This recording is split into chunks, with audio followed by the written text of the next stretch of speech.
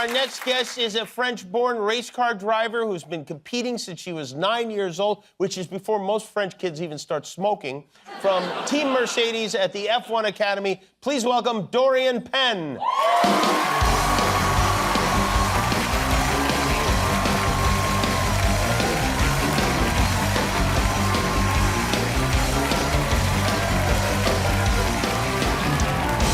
Welcome. Thank you for coming.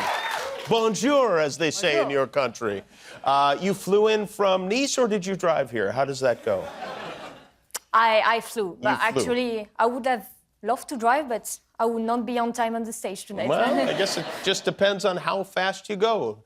For those who don't know, who don't follow this sort of thing, explain what the F1 Academy is. So F1 Academy is a single-seater championship where I'm driving this year. We are representing Mercedes, and is dedicated to female drivers. So it's next to Formula One races, so in the same weekend, so a lot of visibilities, and it's bring the opportunities for women in a male-dominant sport to compete. And then is the ultimate goal to race against the men? Obviously, and Yes. to go to Formula One. Do women, and forgive me for my ignorance, do women drivers get out of the car and fight ever? Yeah. They do. Have you done that? Have you gotten out of the car and fought somebody? No. No, okay. Do you race on the same tracks as F1, as the... Yeah, exactly. The same weekend, same tracks. What is your favorite track in the United States? Road Atlanta. In Atlanta, interesting. Yeah, because it's like kind of roller coaster, like it's super. Like the organs is going up and down. And you like that? Yeah, I really like that. You know, it's kind of interesting because most people come to the United States and will maybe go to New York, LA, Chicago, San Francisco, but you really, what surprises you most about America? Eating burgers in the morning? Eating burgers in the morning? We are not eating this in France, so it's quite Well, I surprising. have a surprise for you. We don't eat burgers in the morning either. No? I mean, Donald Trump eats burgers in the morning. We don't eat burgers. Wait, who told you we eat burgers in the morning? I saw it. Where did you see this happen? When I was racing in Daytona in Florida, I was eating burgers Oh, that's in the morning. Florida. That's not America. That's a whole different... That's a very... I've never seen anybody eating a hamburger for breakfast. I'm just going to tell you, You right should now. try. Oh, well, listen, it's not that I mean, I would. I just don't, you know? We have Egg McMuffins for that. Driving an F1, it's physically exhausting to drive the car. What is the most physically exhausting part of it? I would say shoulders, like arm and neck. Neck, because of the G-forces that we have in the corner or on braking, is quite You're intense. constantly like this. Yeah, it's like you're going to a roller coaster and you're doing corner, but like for 1 hour. So. Yeah, for a long, long time. And then afterwards, it just hurts? Yeah, it's hurt. I mean, we are training for this, but yeah. Can you train for what is essentially whiplash each day? Whiplash? Well, yeah, whiplash is like, how would I explain whiplash? Forget it. What's the connection between driving a race car and juggling?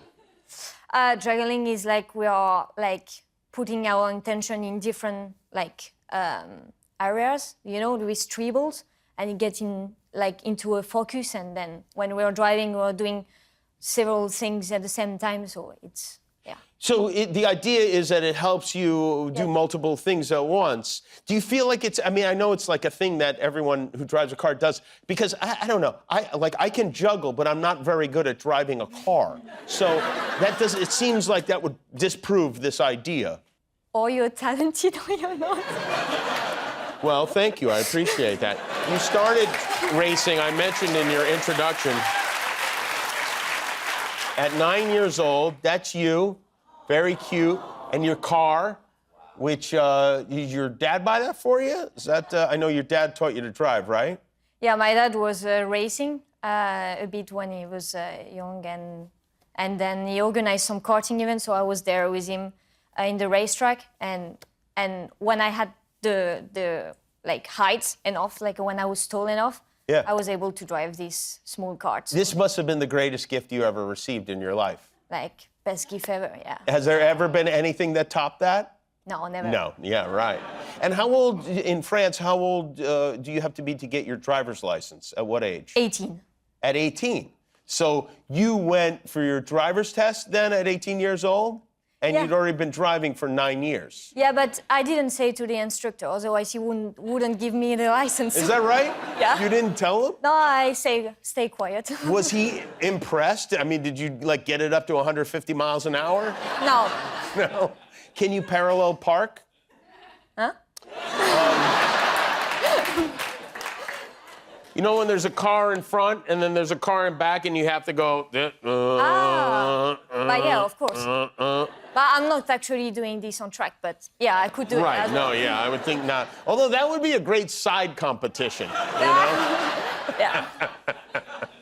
Have you been in a driverless car yet? Have you seen these? You see that only in America, I think. Oh, is that right? Is that you don't have those over in France, huh? No.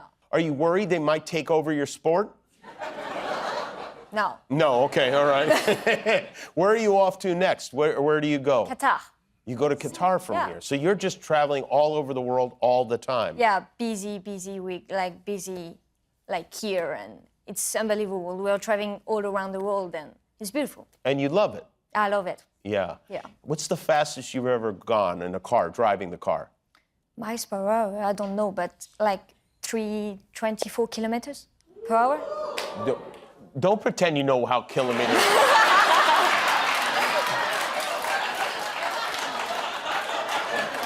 I'm gonna have to get my iPad to figure out, but it sounds really fast for sure. It's fast. Well, thank you for being here. It's great to have you here. She's going to Qatar. Watch her drive there. Doriane Penn, everybody. We'll be right back with Nate Smith.